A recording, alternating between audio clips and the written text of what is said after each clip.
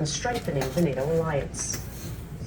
This is just the latest chapter in a book of failure that Putin has written for himself and for Russia. Economically, militarily, its standing in the world, all of those things have plummeted. We have a united NATO that's stronger than ever before, a Europe that is weaning itself off of Russian energy, Ukraine that Putin has managed to alienate and unite at the same time. Now, with trouble brewing from within, this, as I said, just adds more questions that he has to find answers for. With me now, Ivo Daalder, who served as U.S. ambassador to NATO from 2009 to 2013. The ambassador is now the president of the Chicago Council on Global Affairs. Also with us, Max Boot, senior fellow for national security studies at the Council on Foreign Relations. Max is also a columnist at the Washington Post. Ambassador, first, Ukraine has been pressing to join NATO for more than a decade. Before we talk about the likelihood of that happening, remind us of the strategic benefit to Ukraine of becoming a part of the alliance. Well, there are really two reasons. One is for Ukraine to be secure for the first time, really to be living next to a neighbor that is bigger, that is, as we saw over the weekend, completely unpredictable and dangerous, and to find itself that it has real friends who are willing not only to provide military support, but as a NATO member to come to their defense, making war less likely. That's one reason. The second reason is once Ukraine feels secure, it can start focusing its attention on the future of its own country, building its democracy and making it economically more prosperous without having to worry about the security issues that confront it at its doorstep. That's what happened to other countries in Central and Eastern Europe when they became NATO members. It is what would happen to Ukraine. So, Ambassador, what will it take for Ukraine to become part of NATO? And what do you make of President Zelensky's readout of his call with President Biden, this idea that they are coordinating their message in advance of the NATO summit? Well, they need to have a coordinated message because they can't have a divided summit in a couple of weeks in Vilnius. They need to be on one page. And that one page is that we will make progress on Ukraine's movement towards NATO membership. I think the alliance will say that it no longer needs to go through some of the procedural steps that other countries had need to go for in order to join NATO, but that the issue of when Ukraine becomes a member will in part depend on the conflict. If Ukraine were to join tomorrow, that would mean that the United States and the NATO allies would have to go to war directly in order to defend a NATO ally. So this is the issue that remains unresolved, and I don't think we're going to see it resolved at the summit in Vilnius on the 11th or 12th of July. And Max, to speak of the diplomacy that is ongoing, we just learned President Biden held a call with Prime Minister Justin Trudeau of Canada, again affirming their joint support for Ukraine. Max, as we try to figure out what Putin does next, the big question, there are concerns he could become more erratic if he feels that he has been backed into a corner. Your sense of how vulnerable Putin is now? Well, I would say Putin is already pretty darn erratic, given that, a little more than a year ago, he invaded Ukraine for absolutely no reason, no logical reason, just his own mania about swallowing Ukraine. So, he has already been pretty erratic, even though, he hasn't gone as far as some of the far-right Russians would like him to go.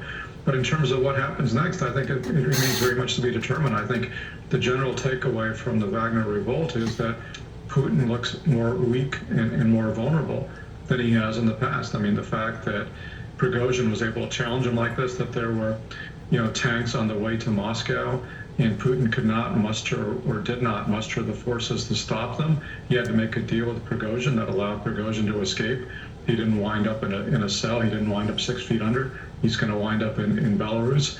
It remains to be seen what the future of the Wagner Group is going to be. But clearly, there is a sense that, this political system that Putin has created and presided over for 20 years is less stable and more brittle than it appears. And, I think what we'll be watching for in the next few weeks is Putin going to do something to reassert his control? And all I can say is if I were Prigozhin, I would stay away from open windows.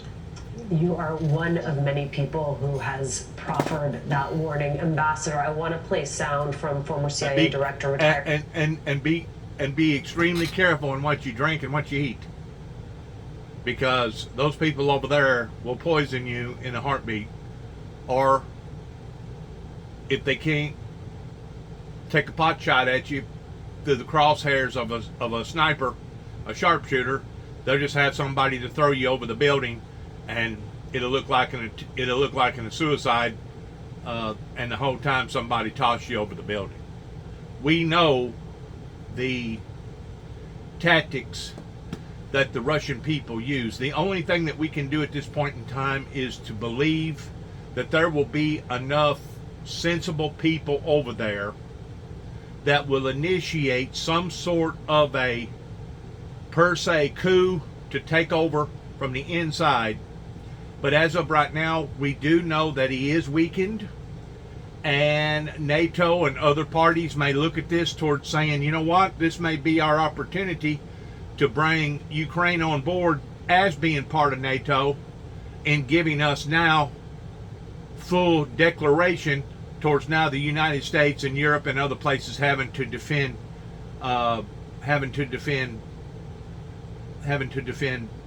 Ukraine. Putin is backed up into a corner. He knows now, without a doubt, that his standing party is no longer as standing as the party he thought. He knows that there is cracks, there's weaknesses, just like he mentioned pertaining to a mutiny. Anytime that occurs, that shows instability in the reasoning and behind what this man went to war with the Ukrainians for to begin with. To this day, various people still does not understand why in the world couldn't he have sat down and reasonably negotiated some sort of a diplomatic deal with the Ukrainians in regards towards whatever that they had done, or whatever that they was doing, or whatever that he thought that they was going to do, in trying to cut it off at the chase before it ever got to this point, to a bloodbath. I personally believe that once an animal gets the taste of blood, especially a wounded animal, and you do have to look at Russia, towards Russia being basically the grizzly bear, then they become very, very rootless in their thinking and what they do and why they do it. And if there's ever been a time that it's become topsy-turvy in not knowing what Putin's government's going to do, it's today. It's more so today than ever before, because we have seen his actions. We have seen his double play and trying to make it look like that it was Ukrainians that was flying over the capital there in Russia. We've seen all kinds of lies, just like blowing up the dam. To this day, we still don't know the full repercussions of that agriculturally and economically. We're dealing with a madman, and that's what I have said all along. Because COVID hit, it slowed their productivity down, and because their productivity went down, now they want to blame the West towards saying that they got cheated in the Ronald Reagan deal. They didn't a bit more get cheated than any other country got cheated. Nobody asked for COVID to come on board. And I still believe that COVID come from North Korea, that purposely planted it over in China to make it look like that it was purposely done from and by China. That's what I believe. I can't tell you anymore. That's kind of like what I believe about the Bible whenever it talks about how that in the last days all these various things pertaining to earthquakes and volcanoes and sights such as we've never seen before, that it took me a long time to pray, because there was one verse in the Bible that frightened me more so than any other verse. And that is the verse over in the 24th chapter there, where it talks about that as you shall see the days approaching, no flesh shall be saved, but for the elect's sake whom he has chosen, those days would be shortened. We should not be where we are right now. But because we are here where we are right now, I've had to make arrangements, and I've had to reassess my whole demeanor in how that I speak to the public because of the horrors that is now falling up into the laps of not just the American people but the world, pertaining to them draining the oil and causing that's going to cause major repercussions up underneath our feet, and also causing heat domes. I mean, right now I think the temperature has been 98 degrees right now all day long here in Northwest Tennessee. We're about 120 miles north of Memphis, Tennessee, and it's been scorching heat. 98 was actually a cool temperature down in Texas for the past week, and they're looking at more triple digits. You think, well, in the first part of May, last part of April, first part of May, we was already receiving temperatures up in the 80s, the high 80s, 84, 85, 86. That's very unusual. The things that the citizens up in Alaska and up in the region that they're fighting in right now, pertaining to it thawing out and being halfway moderately pleasant, not really cool, per se cold, but at the same time not really per se what you'd call hot. Those are the same repercussions that we was going through going back 5, 6, 7, 10 years ago. Now we're going to get more like the southern states, even in the northern states, pertaining to it heating up and it's staying hot for long lengths of time. But the sad thing about it is it's not just happening here on this continent, it's also happening on other northern continents north of the equator, such as Europe, France, Italy, places like that. So there's definitely an imbalance going on pertaining to the ecosystem that God put in place up underneath our feet. And whenever my son asked me back about a year ago, what did I think about him bringing into the world a new child, it was one of the hardest decisions that I've ever had to make in my entire life, because I knew in the back of my mind what the Bible had taught. I knew the leadership that God had given me to play in what was going to happen into the future. And the only thing that I could tell my son, and I don't regret it not one bit, is that I don't have faith in the government. I don't have faith in other people, but I do have faith in you. That if that's what you people, if that's what you and your wife want to do, then do it. Because I'm not going to hinder anybody from bringing in new life into the world. Me personally, because I do know what I know today, I would not dream of bringing in another human being into this world. Now, does that mean that if I do get out here and I make a mistake, in which I doubt that I will, because I haven't had sex now since 2005, I haven't had a relationship. Let me put it that way. I haven't had a relationship with a opposite sex since 2005, and my gate don't fly open both ways. So I darn sure haven't had a relationship with another man. But the fact of the matter is, I'm getting older, and the old gray mare ain't what she used to be. But this ministry that God has given me to help to orchestrate was purposely sabotaged. It was purposely attacked. In other words, I was shot out of the saddle before I ever got out of the gate good. And because what society has done here in the Western world, it has jeopardized other people's lives all over the world, because now we're seeing global warming that is not just an ideal, but it is an actual fact. In other words, we have gone beyond the boundaries of mythology, that now it's actually truth. And whenever you look at the Bible where it says that no flesh shall be saved, that's a very, very radical statement coming from the prophecies of Christ. But it only helps to verify the mistakes that humanity has made towards putting us in this predicament that we're in right now, in the degree towards the temperature degree even rising that it talks about in Revelations, for Satan will come down in great wrath because he knoweth his time is short. He's coming down not just in the physical form, he's coming down not just in a monetary form, but he's coming down also in a atmosphere form, because it was the Antichrist. It was Lucifer himself that planted this seed of doubt and planted this seed of deniers all over the world, to the degree that everybody and their brother thought that climate warming and global warming was just some sort of an ideal towards people wanting to gangbusters towards getting on the ideal towards profiteering off of batteries and solar and wind and all the other types of energies. It's not about that.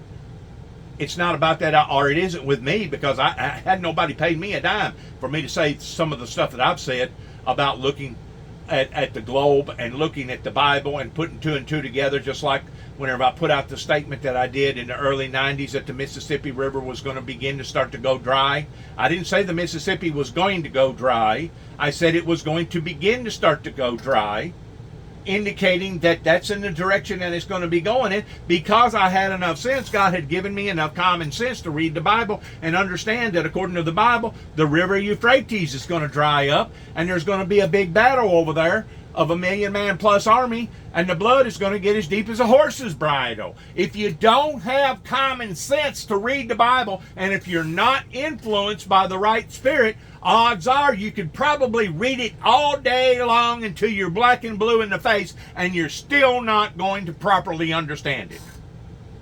This is the reason why God anoints people. This is the reason why God anoints preachers, ministers, prophets, evangelists. I'm sure there's probably a priest out there that's been anointed. That's their calling. They have had a calling all of their life, is to be a priest. They want to help people. They want to give humanity a chance towards being saved, rather than going to a burning, unpleasant place. Just like some people are called to be a doctor. Some people has a calling to be a nurse. Some people has a calling to be a judge. Some people has a calling to get on TV and be a journalist, be an anchorman. I have had to go completely out of the rim of my normalcy of where I should have went towards, first of all, me taking on the responsibilities of being a journalist investigator. I wouldn't have had to have done that, but once I realized what that they was doing to me up here in Weakley County in Martin, Tennessee in 2005, toward trying to promote me as me being a homegrown terrorist, and once they done the exact same thing in 2007 up in Northwest Kentucky, I knew then if I didn't do something in regards towards the direction that they was going in, they was going to be able to succeed in what that they was trying to do towards proving to the public that I was a homegrown terrorist. So I had to do something on a big level. In addition to that, it's the right thing to do towards knowing the truth and exposing the truth, the whole truth, nothing but the truth, so help us God. That's how our founders, our forefathers founded this great nation. They didn't found it off of part of the truth or lies or deceit. They didn't found it off of some occult religion that basically is teaching people to break the commandments. They founded our great nation off of the God of the Holy Eternal Trinity God, pertaining to keeping the commandments and not breaking them. It's really appalling to see where we have went, and believe it or not, I personally believe that we have gotten closer just within the past 72 hours of the uprising that took place, or a mutiny took place over in Russia pertaining to his own people. I believe that we was closer to a nuclear disaster than we was during the Cuban crisis. Because if Putin orders for something like that to happen to his own people towards stopping them, after we see on TV either 1, 2, or 10 nuclear bombs go off, at that point in time, we're going to know that he's crossed the line to the degree that now he has nothing else to lose other than pointing them at everybody else and firing them off at the same time. Now, we don't like to think that those thoughts are going to occur in somebody's logical mind, but who's to say that Putin is logical? Because once more, he went to war with the Ukrainian people not because they was attacking him, not because it was any type of justifiable justice. He went to war over a vendetta. He had already spoken to the world and said, we got cheated. Really? Everybody else got cheated too. Nobody asked for COVID to come on board. Has it upset the apple cart? You're darn right it has. Has it accelerated things? You're darn right it has. And in some degree, some of these things needed to be accelerated pertaining to looking at people's health, looking at our environment, looking at other things. A lot of these things needed to be accelerated because why in the world would our politicians have ever chosen a country such as China to depend upon not only our TVs and our appliances and about half the other stuff that comes from over there, but why in the world would they have dedicated towards stopping all the research and stopping all the drug manufacturers over here towards knowing how critical that drugs are to certain people towards keeping them alive that's got various diseases? Why in the world would they have ever have done that? We got politicians that, as far as I'm concerned, they have lost their minds. And I'm talking about people going back 40, 50 years ago, 30 years ago, just like giving up the Panama Canal, just like what Donald Trump talked about as far as giving OPEC over to the Saudi Arabias. We got people that, as far as I'm concerned, that have made decisions for the American people that now we're going to have to suffer the consequences on account of. Just like the oil draining the precious resources out of the ground that is now destabilizing the ecosystem below our feet.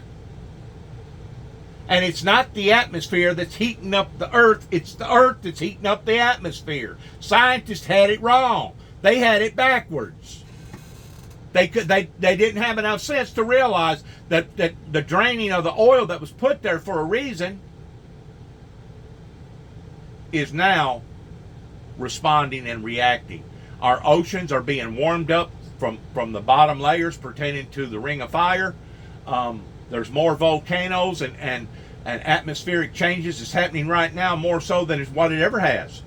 And of course, a lot of that's got to do with sin pertaining to spirituality, but a lot of it's got to do with our own ignorance because we have been deceived in following after greed that now has gotten us in this trouble that we're in.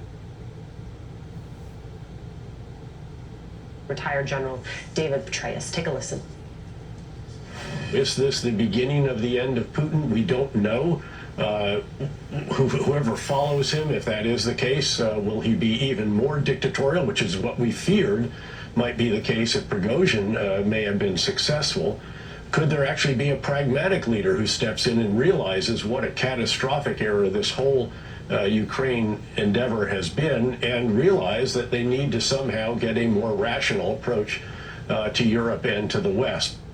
Ambassador, a lot of ifs embedded in that analysis. Understand. A lot of hypotheticals. Talk to me about the moment. So whenever they talk, you got to read through what they're actually saying is fact and what they're saying is could be's. Moment of instability, potential instability, and what that means worldwide. I mean, the instability is real. You now have, as Max rightly said, a much weakened leader and a leadership, a circle of friends around Vladimir Putin who are all looking around to see who is about to stab them in the back. No one is going to be able to trust anyone, and paranoia will just be part of how the regime operates. That is not a recipe for stability. It is a recipe for even more erratic behavior, and we need to be worried about this. Putin still has a number of quivers in his arrow. They're horrific. They involve the weapons of mass destruction or the destruction of the Zaporizhzhia nuclear power plant. Remember, this is a man who was there when the hydroelectric dam was destroyed by Russian forces with really catastrophic consequences that we're only starting to understand. He's willing to do more of that. So we need to be very clear that there will be truly serious consequences if he escalates this conflict, that we would intervene militarily to make sure that he does not gain from this war and in fact loses But yes, we're in a very dangerous time now when the kind of leadership uncertainty that is likely to be happening within the Kremlin walls and beyond leaves a lot of people uncertain about what happens the next hours, the next days, or even the next weeks. This conquest that Putin has chosen and his oligarchs below him, once they have identified that this is going to be a long, lengthy thing, now it has a psychological bearing upon to their own people, because their sons, their uncles, their cousins, they don't come back. So now people, as deceitful as the government is, and we can't say that our government over here is completely honest with us, because it lies to us too as well. It's kind of like the pot trying to call the kettle black in certain terminologies, but at least it's not as bad as what these communist controlled countries do to their own citizens, especially people like Russia or even China, that basically wants to hide the truth from their own citizens. But it's only been up until recently, because it's been a grinding, long process now, that people are starting to wake up and realize, my God, this is causing an inconvenience in my life, isn't it? I can't go to McDonald's no more here in Russia. A lot of their favorite things that they was adjusted to has now been taken away from them, because a lot of big companies pulled out. Well, this is causing friction among their own people. They're basically being punished by the rest of the world because of what their leader is doing. And it only has been up until now that we have seen some sort of a revolt, a resistance movement against the authoritarian powers over there, that, to be quite honest with you, I applaud. But at the same time, as I'm applauding towards people doing this, I'm also recognizing the dangers that goes along with this, of the radicalness that can even become even more radical. Because whenever it first initiated, if you remember, put your thinking caps on, whenever it first happened, within the first 72 hours, not only was I screaming and hollering, you need to stop it, you need to cut it off at the chase, you need to stop it. The people over in the other countries, surrounding countries over there, that had already went through this same chaoticness in regards towards dealing with another madman, Adolf Hitler, one of the first things that they started saying, that after Putin got through taking over the Ukraine, then he was going to merge towards taking over other countries that used to belong to them too. So you have to look at the conquest of what they're actually being motivated in doing. In other words, okay, we can't do it this way, but let's do it this way.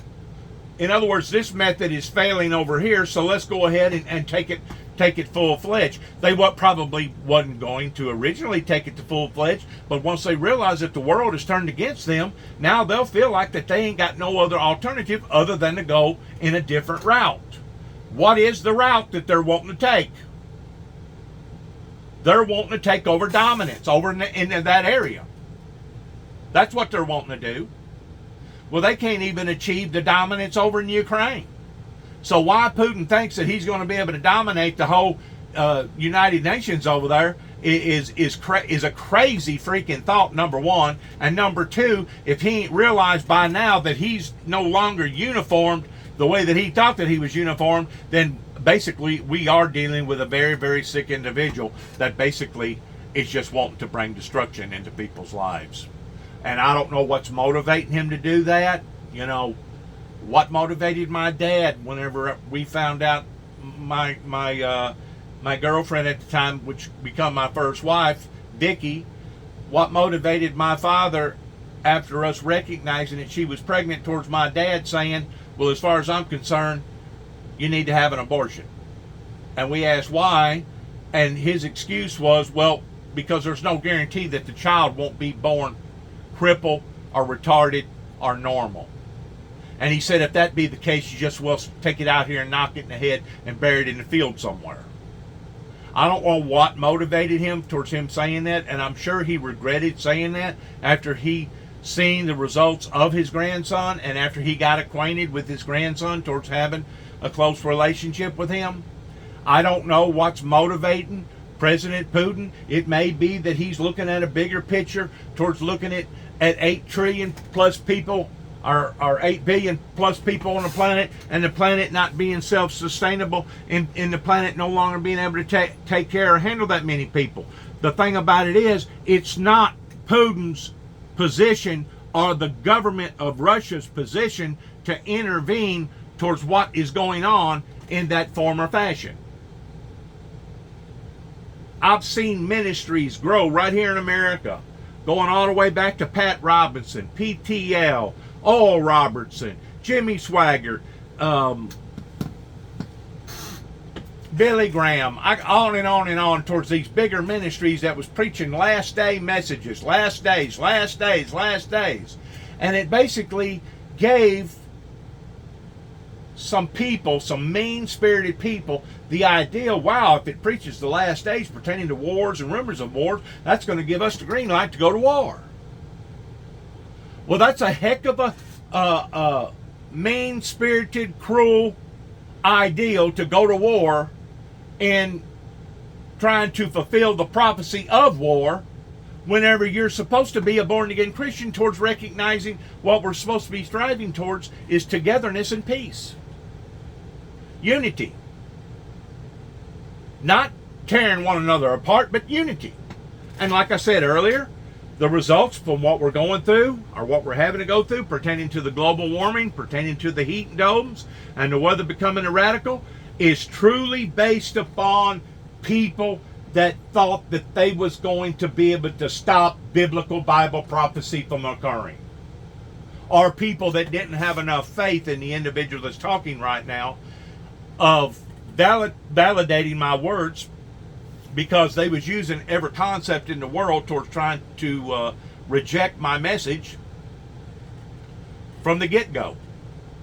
They was actually planning, pursuing towards trying to mark me or have me looked upon into the eyes of the people as being the monster. And the people that was doing this was the monsters. Just like the people that was accusing Christ of Christ committing blasphemy. Christ was not committing blasphemy. Christ was who Christ was.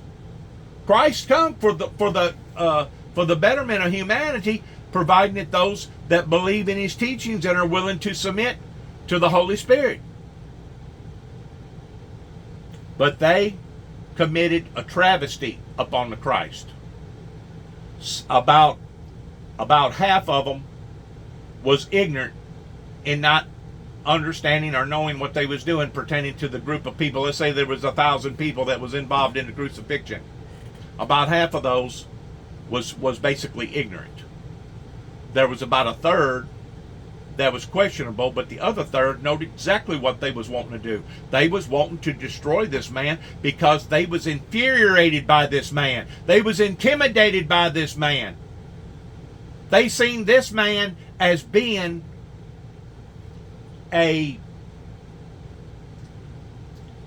calamity or a roadblock in them accomplishing what they was trying to accomplish by deceiving the people, wanting to wear long robes and wanting people to greet them like they was some sort of a god, or like they was some sort of a saint, or some sort of a very, very smart person, like an Einstein or something. They didn't want that taken away. So they actually seen Christ as Christ being a burden, not a benefit, not an asset, but a burden. And those third of the people out of those 1,000 people, 250 people, they knowed exactly what they was doing. They knowed exactly what their intent was, what their motives was, and they knowed what they was doing was wrong. But they still went ahead and done it anyway. That's the reason why I say that the whole scenario, if you get to looking at the crucifixion, from the time that they captured Jesus, it was basically a group of people that had been bewitched. And in this bewitching, in this satanic spiritual movement, that was coming upon to these 1,000 people, there was like 2/3 of them that was either ignorant or thought, what they was doing was questionable, but the other third knew exactly what they was doing. They was wanting to kill Jesus. They was wanting to kill Christ. They did not want this man to have any dominance over them. And that's basically the same type of spirit that fell upon all these people around here, and me putting out the message that I put out, because I did not gain any type of fans. I did not gain any type of supporters.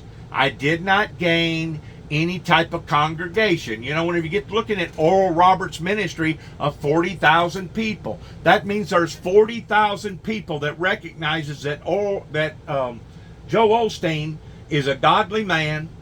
They agree with his theology, and they go along in supporting what that ministry is about. 40,000 people is in a body of movement. I think what it is, personally, that the American people has been hoodwinked, they've been blinded for so many times, they've been deceived. Just like whenever Jimmy Swaggart's ministry got taken down, the Assembly of God Association in Springfield, Missouri was taking on $1 million a day out of that ministry. $1 million a day. Well, keep in mind, people had also been hoodwinked over the PTL deal towards Jim Baker and all that. So people over here has been taken advantage of, and because of it, it makes people like me that much more harder to get my message out.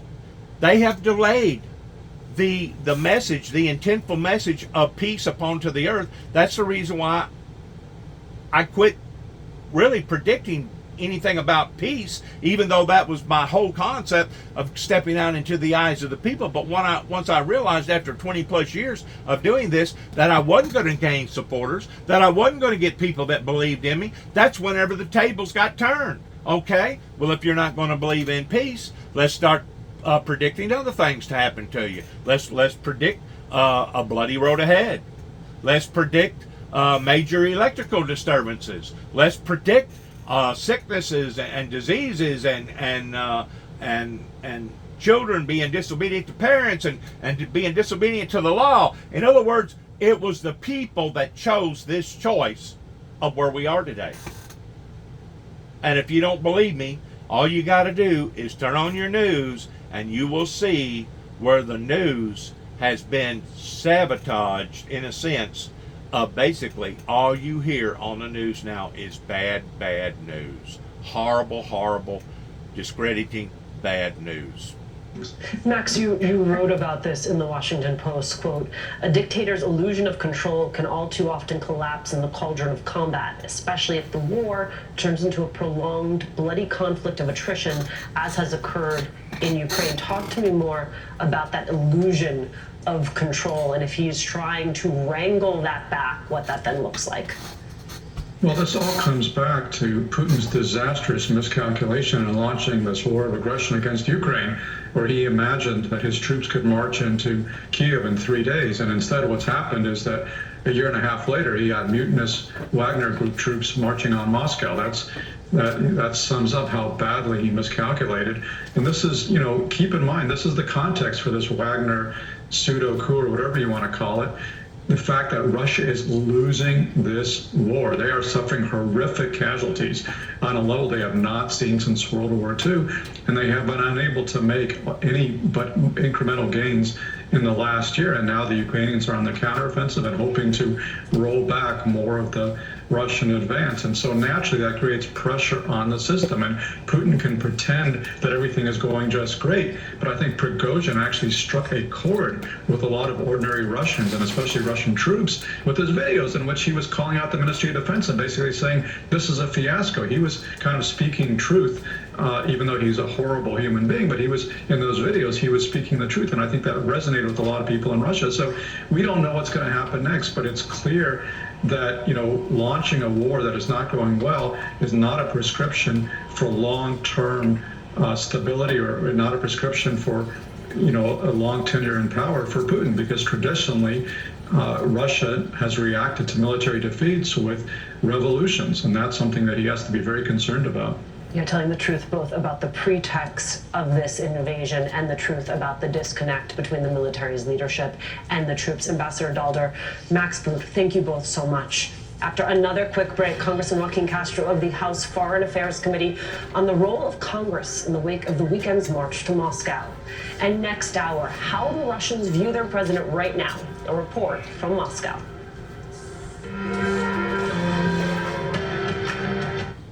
My mom says. Once more, I don't know what has motivated these people in making their decisions that they've made towards killing men, innocent men, women, and children, that there's no way that they deservedly deserve this. Just like, I don't know, maybe my dad in 1979 realized how pathetically ungodly that the country and the world was turning out to be, and maybe that was his reason by him saying what he said, that why don't you just abort the child? I was not going to tell my son that, as far as I was concerned, that he should not have a child, because I knew what that meant to him towards him having a true biological baby. He had already been involved in trying to do that for several years, spent thousands of dollars, so I know what this meant to him towards him having his own biological baby. I'm coming out here right now showing you a little bit of the work that I've done just recently in the past 2 days. I've removed the crown right there, the circle that had the 2 bunny rabbits on it. I've removed that. I'm also going to remove the cottonwood tree there that sprung up overnight. The oak here, I'm going to leave it, but then I'm going to do some more things in there towards putting down some more bedding to hold down the grass, and I'm also going to put some lights in there, and I'm going to dye the red rock purple or blue. That way, whenever you turn the lights on at night, it'll resonate the whole heart towards it being a purple heart. So I am in the process of working on this thing.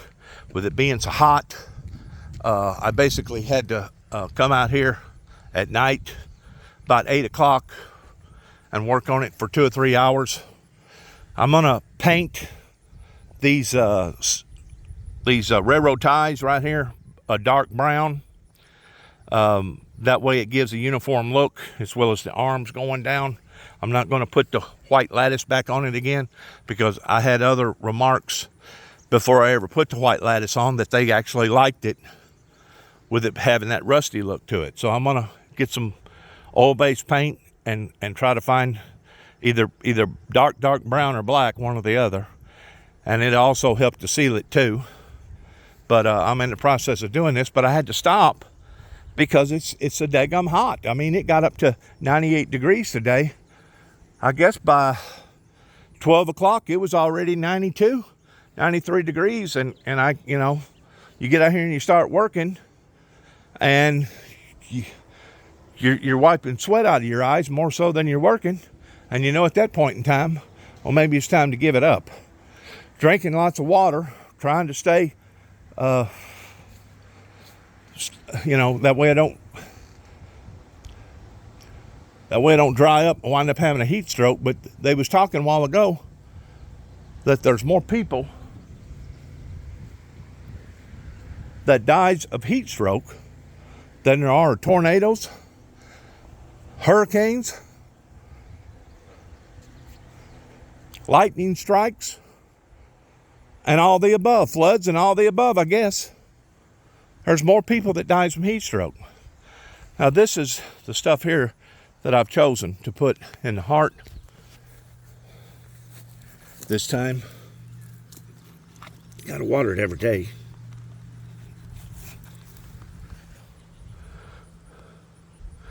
I feel like that right there ought to be able to take the heat. But I'm not going to put near as much red rock down this time because that red rock is rock like you put in a cooker or in a grill outside that holds heat. And because it was holding such heat, those other plants that I had in there didn't have a chance. I did trim this up. I kept the rose bush right there. Like I said, I'm working on it. I hope to get it done by the 4th of July. But because of the heat, I don't know. I may have to renege on my promise a little bit. But those hostas, somebody had lied to me and they told me that those hostas would take heat. And they will not take heat.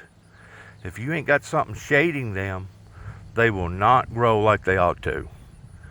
Like I said, somebody lied to me about those, and that's the reason why I went with that.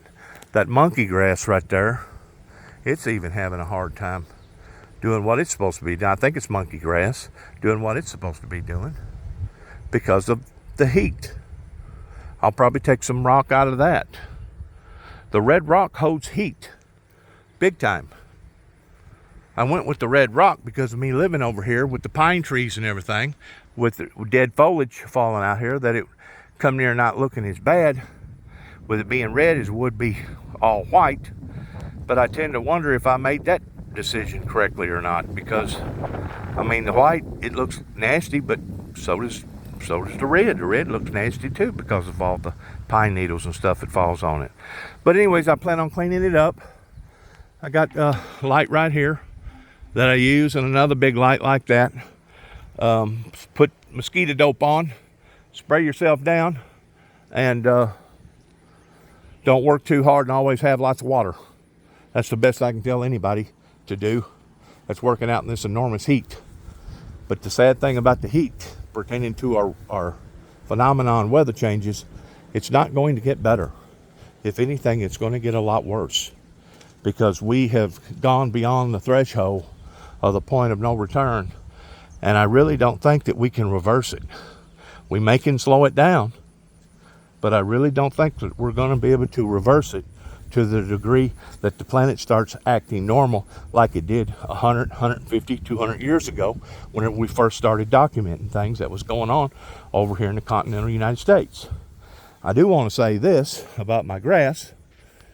I'm surprised that the clover is still heading, because usually heat, it don't like heat, but the wild Bermuda grass in here loves heat.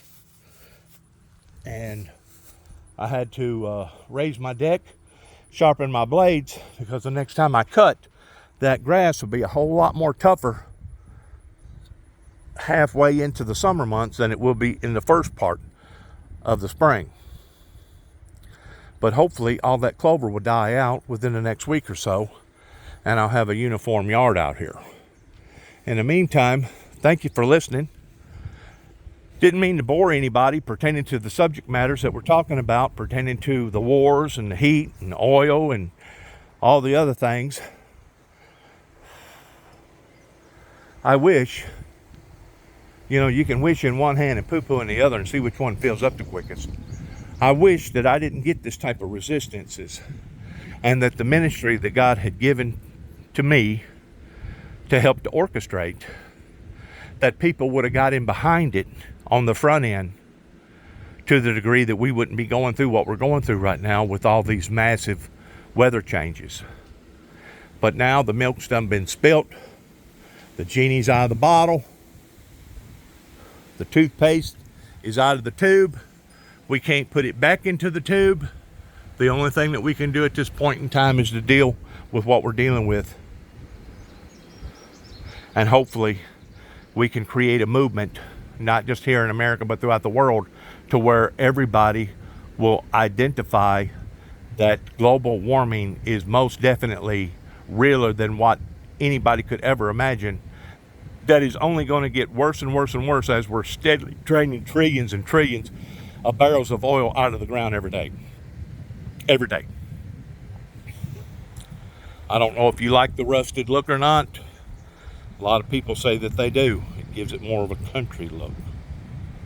like I said, I'm going to paint it and try to uniform it and blend it all in together.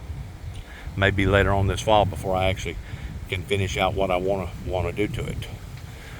But I am in the process of refurbishing the Purple Heart Memorial out here at 291 Thompson Road. Want to thank you for your time. Thank you for your prayers. Good luck to each and every one of us. God bless America. God bless our troops.